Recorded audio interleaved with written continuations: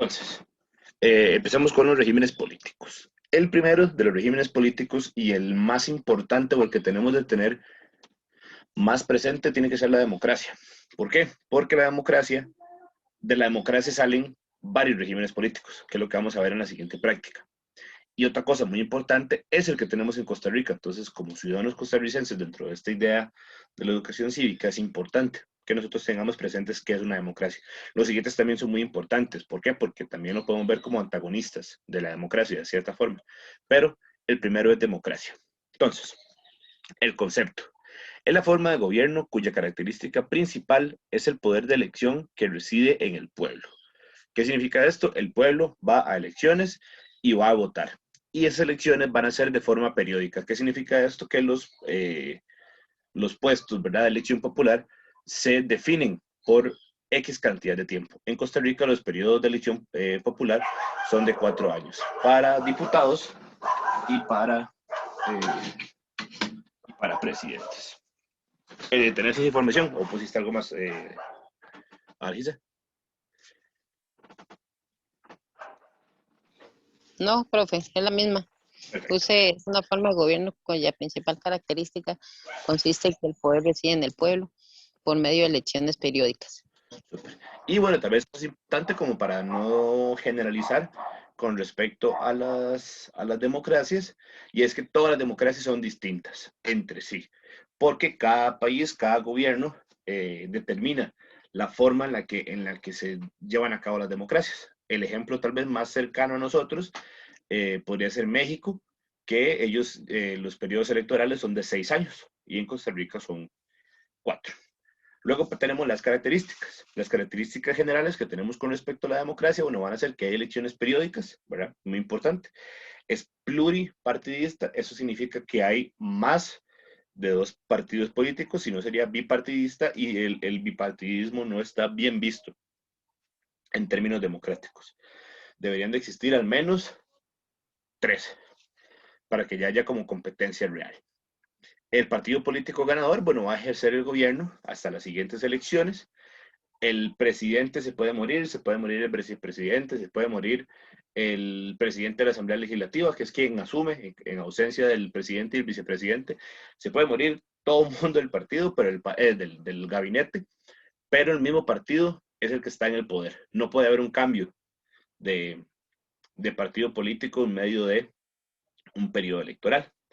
Y por último, bueno, el partido ganador no puede alterar a su beneficio en las elecciones durante el periodo en el que está ejerciendo. Importante, tal vez, como dentro de las características, recordando que la democracia es la forma de gobierno que tenemos en Costa Rica, las 5 características, ¿verdad? ¿Me las puedes leer en Constitución? ¿Cuáles son? Secreto, universal, igualitario, libre y directo. Perfecto. La diferencia, ¿verdad? O recordar, porque tal vez se nos puede olvidar el que sea igualitario, es universal, porque todo mundo puede votar, pero el igualitario significa que todos los votos cuentan como uno. No importa quién sea usted, no importa dónde vote, no importa nada, todos los votos cuentan como uno solo. Y eso es algo muy importante para tener claro, digamos, o para darle validez a esta idea de democracia. Eso sería el resumen ejecutivo que ocupamos a ver para el examen de bachillerato. ¿Qué es democracia? Y tenemos tal vez como el antagonista más característico de lo contrario a la democracia, que vendría siendo la dictadura. La dictadura, por concepto, se define como el abuso de poder en el que se recae y se denomina como una forma indeseable de poder. ¿Por qué es una forma indeseable del poder? Porque por lo general no se llega mediante elecciones populares, no hay medidas para que la gente pueda tomar decisiones o participar de forma política. Al contrario, en el caso de las dictaduras, en muchas de las dictaduras, los derechos humanos se van a ver limitados de forma parcial o total. Por lo tanto, durante largos periodos de tiempo va a haber una persona que va a estar en el poder y hay dos opciones. Dentro de una dictadura se muere su líder y al morirse el líder va a haber revolución o va a haber algún proceso, una coyuntura social dentro de la sociedad en la que se desarrolla el dictador, y pueden surgir elecciones o elegir a un nuevo líder, o en el caso de algunas regiones donde la dictadura es familiar, pues este cargo, ¿verdad?, del dictador o del líder se va a heredar hacia su hijo, su hermano, cualquier persona que sea cercana a la persona o al dictador, ¿verdad?, en este caso. Y se puede heredar, ¿verdad?, por supuesto. Como características, vamos a encontrar 5 que son muy sencillas. La primera va a ser que el poder es ejercido en torno a una sola persona, que ese es el dictador, este líder supremo, el que si dice misa, misa se hace. Puede que tenga algún consejo de personas que lo apoyen y demás, pero el individuo, el poder reside y gira en torno a esta única persona. Como segunda característica, vamos a encontrar que no existe una división de poderes, ¿verdad? Dentro de la democracia esto es muy importante. Mira, no lo leí, que hay división de poderes, ejecutivo, legislativo y judicial. Dentro de las dictaduras esto no existe. ¿Por qué? Porque el poder se centra en una sola persona y las decisiones se toman a voluntad de este dictador. Se utiliza la fuerza para quienes se opongan a esta forma de gobierno o ante sus ideas, lo cual se denomina como represión. Como cuarta característica, bueno, vamos a encontrar que se cae en el autoritarismo. ¿Qué significa esto? Bueno, el autoritarismo es otra forma de gobierno que no es democrática, ¿verdad? Que no es bien vista, en el que se hace lo que una persona quiere hacerse, ¿verdad? Esta persona autoritaria, y por lo general se enmarca en un escenario de violencia. Y por último, bueno, no existen mecanismos para que otros partidos logren llegar al poder, porque la dictadura no presenta ningún método de elección popular. ¿Tenés algo distinto a eso, Argisa, o algo complementario o adicional? No, profe, son las mismas que usted. Perfecto, Es contraria a la democracia y no existen mecanismos para que otros partidos lleguen al poder. perfecto. Esas cosas. Tal vez es importante agregar entonces, porque es así muy importante, que no existe una Sí, división de porque poderes. no existe división de poderes Sí, y el poder es ejercido por un solo dictador. correcto. Sí, eso es importante agregar.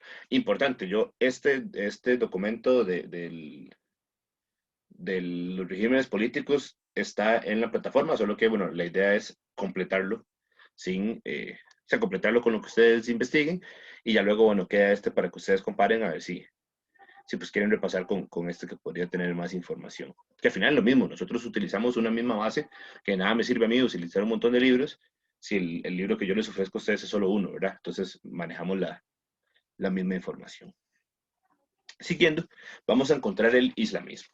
El islamismo es muy sencillo de identificar porque tiene que ver directamente con el uso o la mezcla de la fe y de la religión con el gobierno. Entonces, ¿qué es el islamismo? El concepto, bueno, es una forma política establecida en los países donde se sigue el Islam. Es una combinación entre la religión con los sistemas democráticos modernos. Y es muy importante en la definición o en el concepto del islamismo que las figuras del clero son quienes ejercen el poder basándose en la interpretación de lo que dice el Corán. ¿Cuál interpretación? La de ellos mismos como individuos. ¿Ya? Porque al ser figuras religiosas, al ser parte del clero, la gente confía en lo que estas personas dicen o creen al respecto, y sus ideas tienen un peso bastante importante para la sociedad. Es como, por ejemplo, que el Papa sea quien tome decisiones políticas, o los arzobispos, o las personas que representan a las iglesias. Ese poder político que reside en esas personas se vuelve muy importante, y pues la gente los sigue. Y tenemos 4 características importantes, y creo que en los 3 resúmenes de ustedes, chicas, tienen que existir. ¿Cuáles son esas 4 características? La primera es que no hay una separación entre la religión y la política. Aquí en Costa Rica, por ejemplo, como para hacer la comparación, constitucionalmente se dice que no puede mezclarse términos religiosos con la política. Y eso no pasa, ¿verdad? Sabemos que hay una mezcla importante entre eso, pero la Constitución lo prohíbe. En el caso del islamismo, no hay, de fijo, no hay una separación. Como segundo punto, el libro sagrado del Islam es el Corán, y el Corán va a ser un homólogo o algo que podríamos comparar con una constitución política. Entonces, por ejemplo, trayendo de nuevo el ejemplo para compararlo con Costa Rica, siendo Costa Rica un país católico, confesional y no me acuerdo qué otra cosa, aquí podríamos utilizar la Biblia, por ejemplo, como un libro sagrado que regule las relaciones sociales. Como tercer punto, bueno, se aplican las normas del Islam como principio de ordenamiento y convivencia. Eso significa que lo que diga el libro sagrado es lo que se va a tomar como una verdad absoluta. Y existen diferentes formas de gobierno entre los distintos países islámicos. Entonces, en la mayoría de países del Medio Oriente, donde el islamismo es una forma es un régimen político, hay distintas formas de ejercer el islamismo. ¿Cuáles son esas distintas formas?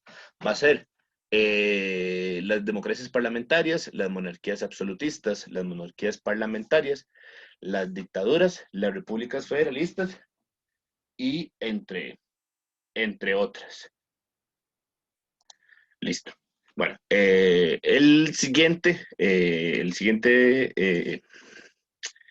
me olvidó el nombre de estos regímenes políticos. El siguiente régimen político es el comunismo. El comunismo es este régimen político en el que Costa Rica le tienen tanto miedo, producto de toda la Guerra Fría, y se define como una forma de gobierno basada en los ideales del socialismo. Por lo tanto, tenemos que comprender que el socialismo es un conjunto de ideologías que proponen la propiedad estatal o colectiva de los medios de producción y de la distribución de los mismos. Generalmente se conoce o es concebida como unipartidista. ¿Qué significa esto? Hay un solo partido en el poder en el que se están rotando los líderes, pero dentro de algunos regímenes comunistas existen múltiples partidos que se asocian al partido único. Entonces, a diferencia de las dictaduras, en el comunismo existe una idea de democracia tal vez distinta a la que nosotros conseguimos en Occidente debido a lo pluripartidista del mismo. El tema que es que en los regímenes comunistas, los partidos independientes o los pequeños partidos se van uniendo y pues el partido oficial, digamos, el partido mayor. Como parte de las características, bueno, vamos a tener que por lo general es el único partido que se ubica en el poder por largos periodos de tiempo. Se establecen asambleas mediante el sufragio universal. Eso quiere decir que cualquier persona mayor de edad puede votar para elegir los representantes del pueblo, que no necesariamente forman parte del partido oficial. Esto para unificar o para atraer las peticiones de las personas normales, digamos, a, eh, a las decisiones democráticas, a las decisiones políticas que se puedan tomar dentro de los gobiernos. Y por último, bueno, el partido en el poder puede estar integrado por varios partidos, como les mencioné anteriormente, para unificar o con el fin de unificar corrientes ideológicas, siempre y cuando surjan o nazcan o partan o tengan ideas basadas en el socialismo, porque el comunismo nace de los ideales socialistas. ¿Tenés algo diferente a eso, Agisa? No, profe, puse casi que lo mismo, basada en los ideales del socialismo y conjunto de ideologías que proponen la propiedad estatal o colectiva de los medios de producción y distribución, el unipartidismo, que es un solo partido que tiene el monopolio de la actividad política establecida. Súper. Ahora vamos a pasar con el autoritarismo, que tiene un aire de dictador o de dictadura. ¿Qué es el autoritarismo? Bueno, el autoritarismo, igual que la dictadura, es una forma antidemocrática de organizar el ejercicio del poder basado en su concentración o en la concentración de una sola persona o en un solo órgano. ¿Qué significa esto? Que también una institución puede tener carácter autoritario. Por ejemplo, por poner un ejemplo, ¿verdad? Que no es lo que está sucediendo. que el Tribunal Supremo de Elecciones decida quién sea el que gobierne Costa Rica de forma autoritaria. Entonces, esta institución podría convertirse en un ente autoritario que de alguna u otra forma gobierna el país, ya que es quien designa quiénes están o quiénes o qué personas componen la Asamblea Legislativa, el Poder Ejecutivo y el Poder Judicial. Como característica, entonces, vamos a tener que se caracteriza por la reducción o la mínima expresión de la oposición, la anulación o la sustancial eliminación de los procedimientos institucionales y las instituciones representativas en sus distintos niveles. ¿Qué es lo que significa o qué es lo que hace entonces el autoritarismo? Similar al anarquismo, lo que hace es reducir las funciones del Estado y de la oposición. ¿Ya? Elimina de la competencia, por decirlo de alguna otra forma, para convertirse en el único ente capaz o regulador de lo que sucede a nivel de un país. Ya para terminar, tenemos los últimos tres, que son el nazismo, el peronismo y el populismo.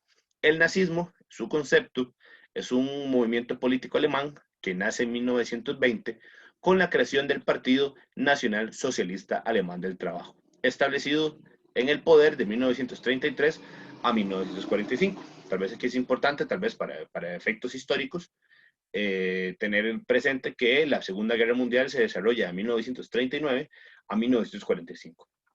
Y el peso, ¿verdad?, que tiene el partido nazi dentro del desarrollo de la Segunda Guerra Mundial, perdón.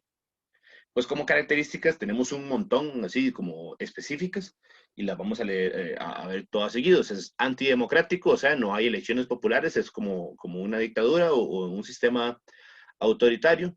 Es anticomunista porque a diferencia del comunismo, ellos buscan el control total de las cosas, pero sin generar una justa distribución de la riqueza. ¿Ya?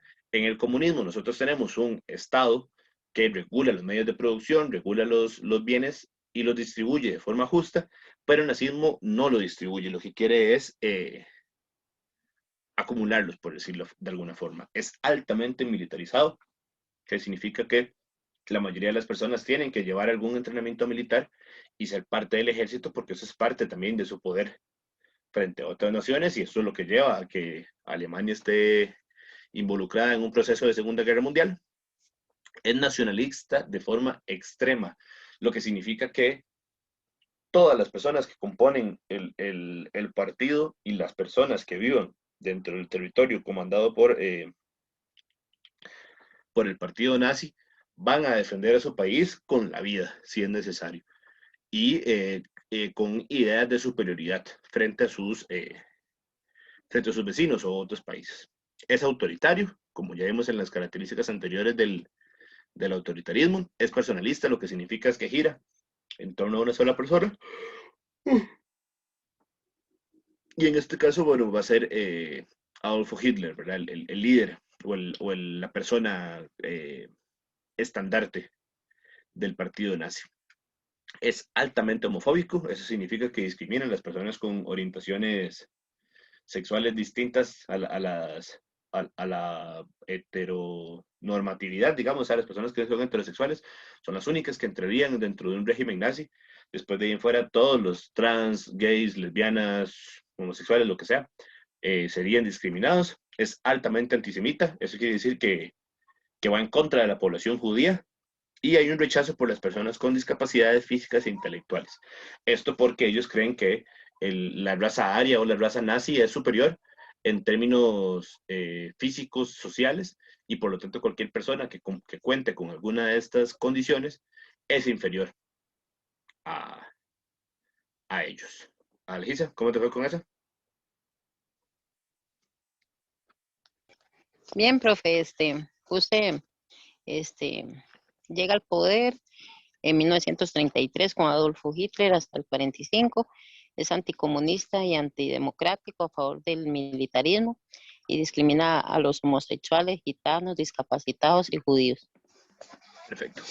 Perfecto. Nada más importante que vos tengas como presente de que si en el examen te ponen antisemita, significa, ¿verdad?, lo mismo que es discriminatorio entre los judíos. Esa es como la palabra como técnica para referirse a la discriminación judía, pero esa está bien lo que pusiste, pero nada más tener presente que el antisemitismo es Está lo bien, que profe. significa, digamos. Perfecto. Y bueno, los últimos dos, el peronismo. El peronismo es un régimen personalista que se basa en el populismo y el favorecimiento de las clases sociales tal vez más bajas, digamos, o más empobrecidas. ¿Por qué el peronismo es un régimen político en sí? Digamos, porque podemos compararlo el peronismo con el autoritarismo, tal vez, o con una especie de populismo, como lo vamos a ver un poquito más adelante, o el nazismo, que se parece mucho a una dictadura o al autoritarismo.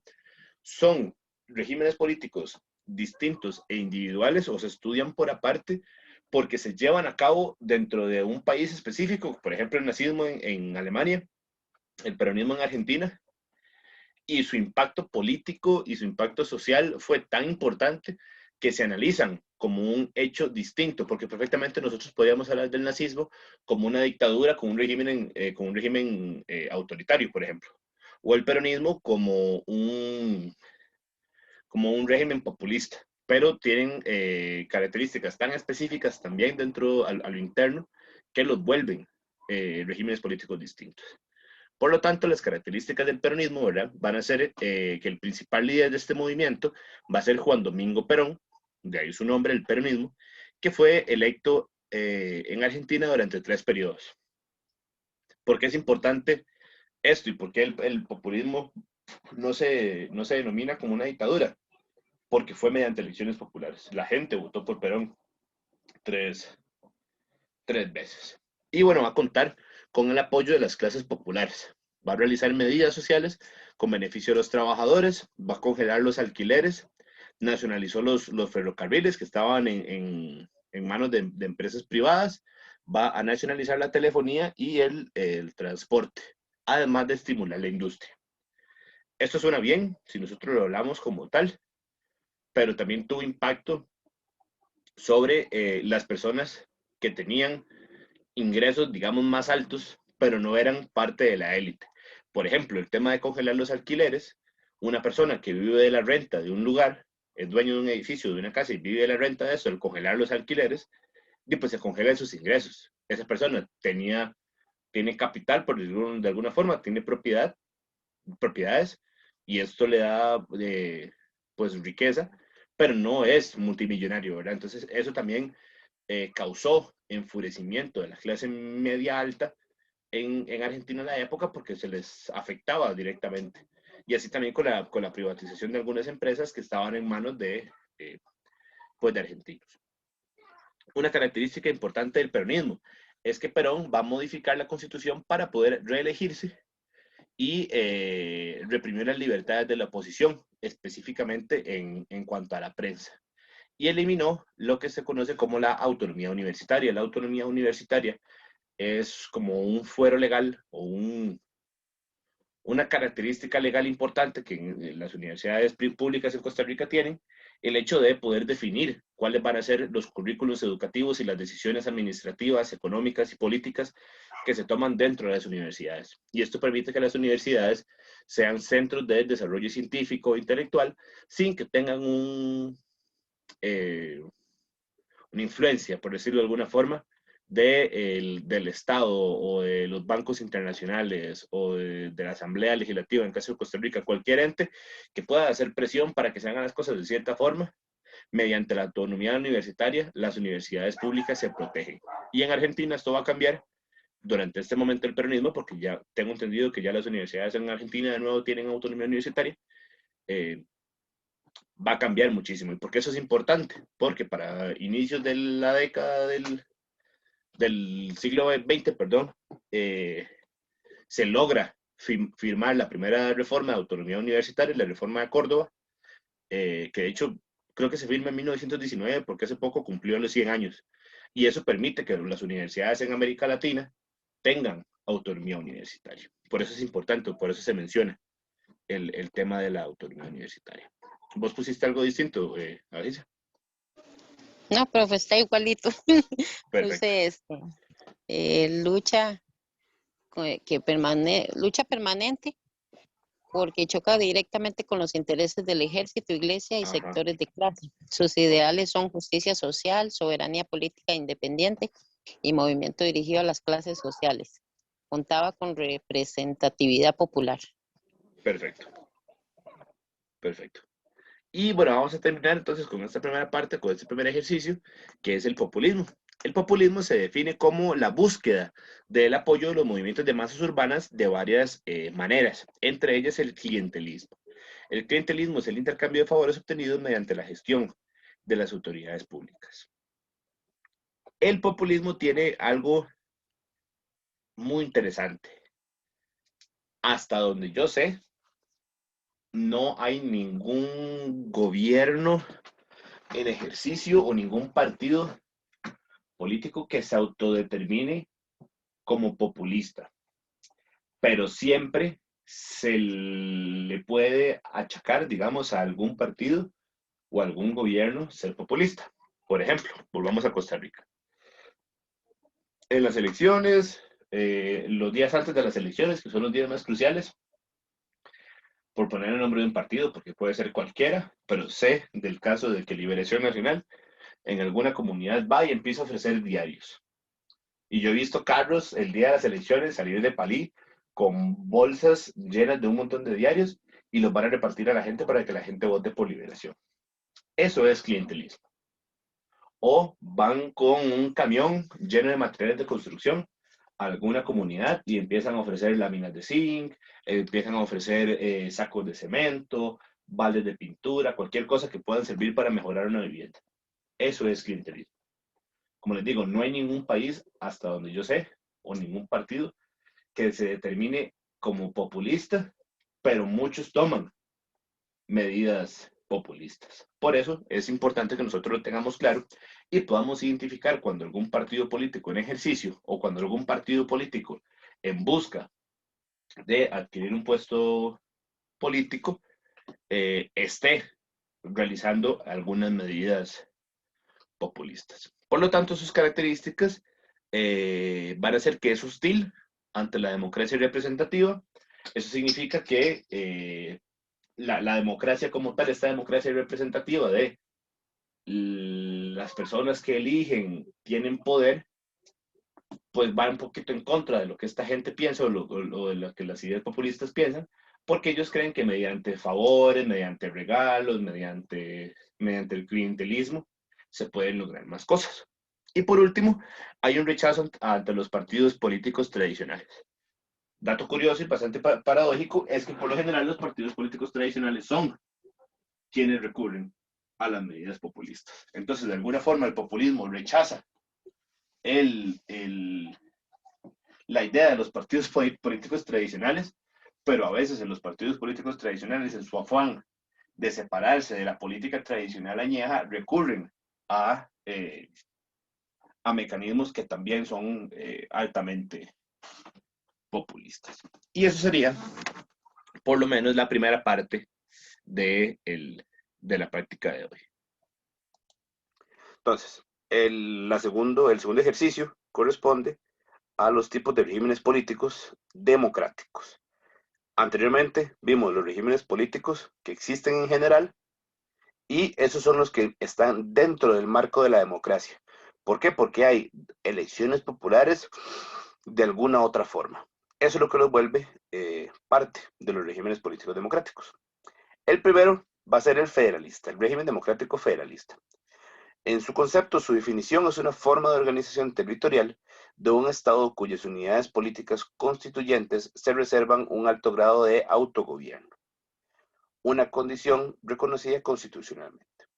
Y después de toda esa paja, lo que ustedes deberían tener en el resumen o lo que deberían saber, y es importante que no lo tengan en algún lado porque en el libro no lo dice, esto que yo acabo de decir lo que significa es cada parte de un país que es federalista tiene un sistema de reglas o una legislación interna.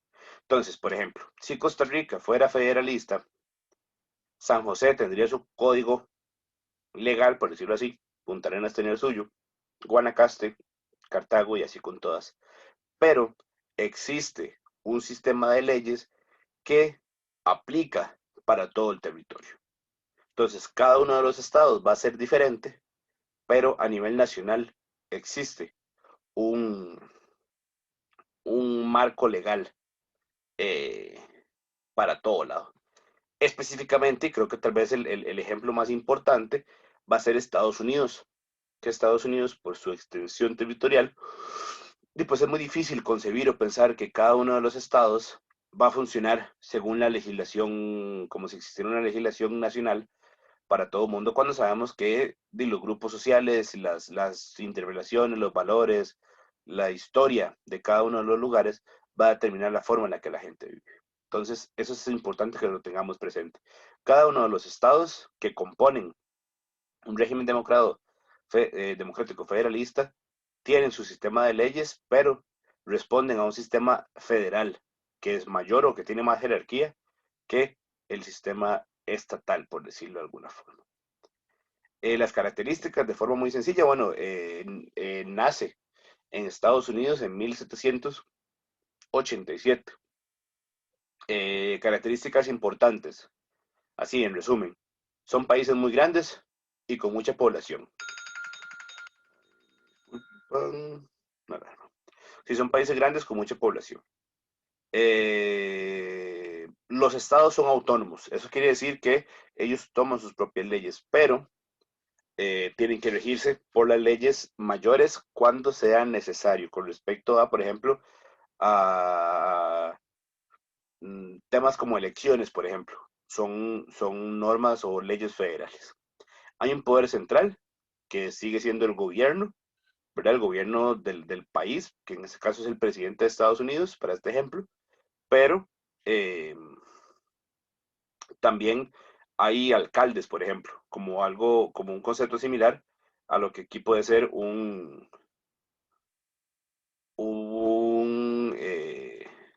allá es un gobernador, aquí es un alcalde, ¿verdad? Esta vez sea como el mayor ejemplo. Luego existe una constitución federal, ¿verdad?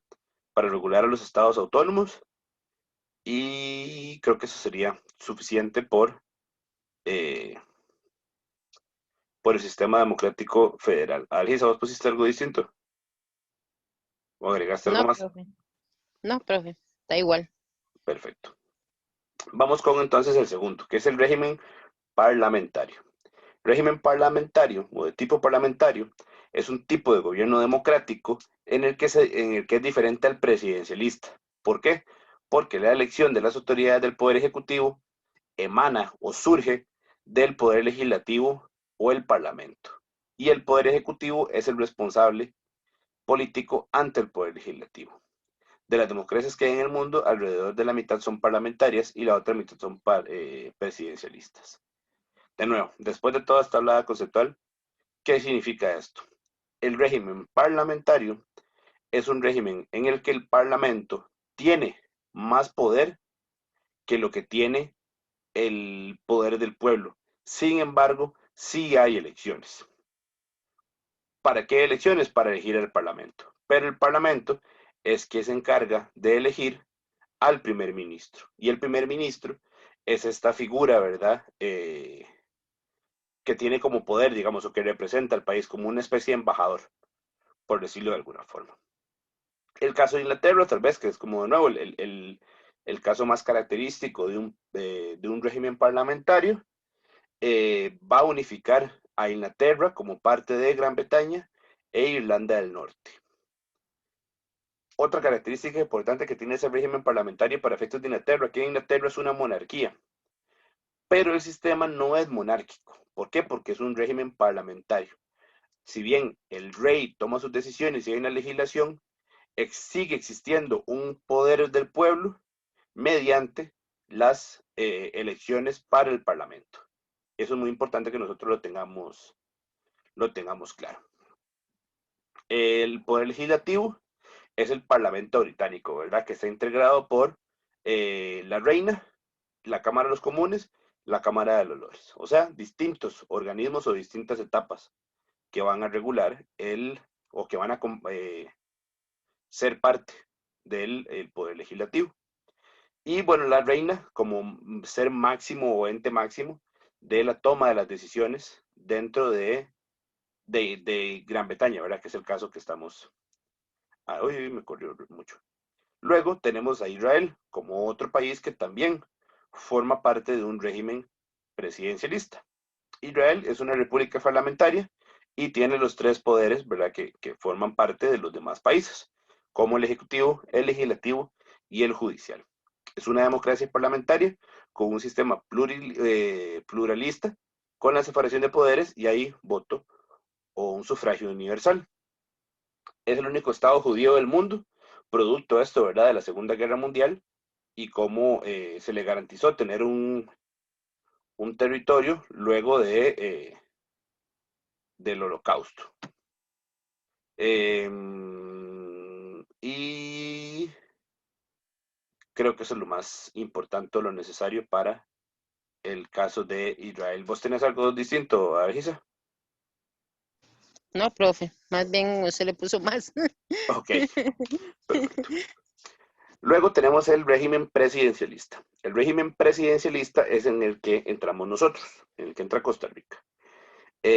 Como concepto, bueno, es un presidente, el que es el representante del país y que es distinto o pertenece a un poder distinto, que va a ser el poder ejecutivo. Por lo tanto, el poder ejecutivo no puede disolver el Congreso, o sea, no puede disolver la Asamblea Legislativa, por decirlo de alguna forma, porque son poderes totalmente distintos. Ambos puestos van a ser de elección popular, que eso es tenerlo presente, es muy importante, y esta forma de gobierno, el presidente es la figura central, así de sencillo. Ventajas y desventajas que vamos a tener en el presidencialismo. Bueno, es un modelo presidencial en el que convive, pero se opone al modelo parlamentario. O sea que hay menos gente como capacitada, digamos, tomando las decisiones. Y como desventaja, no, perdón, como característica. Dentro de las principales ventajas, bueno, hay una separación de poderes clara y la mayoría de puestos son de elección popular, que eso es muy importante y que ayuda a la consolidación de la democracia. Como otra de las ventajas, bueno, vamos a tener una inexistencia de vinculación del Poder Ejecutivo con el partido político mayoritario en el Congreso, evitando caer en el partidocracia. ¿Qué significa esto? Que existe la posibilidad, como es el caso en Costa Rica durante los últimos años, que el Congreso, o la mayoría del Congreso, del Poder eh, no, el Poder Legislativo, eh, la mayoría de los diputados no son del mismo partido que están en el gobierno. Por ejemplo, ahorita la mayoría de los diputados no son del PAC y en las elecciones anteriores tampoco lo eran. Eso hace que haya oposición, ¿verdad? Y que no caigamos en este concepto que es una partidocracia, que es un solo partido tomando las decisiones en todos los poderes ejecutivos diferentes. Como otra de las desventajas que vamos a encontrar, bueno, hay una menor representación del conjunto social en cuanto a las decisiones que se toman, debido a que el Parlamento está constituido por menos personas que en un régimen parlamentario, por ejemplo. Hay una menor capacidad de respuesta frente a una crisis de gobierno y en la medida que en el Congreso no puede cambiar al Poder Ejecutivo adoptando una moción de censura.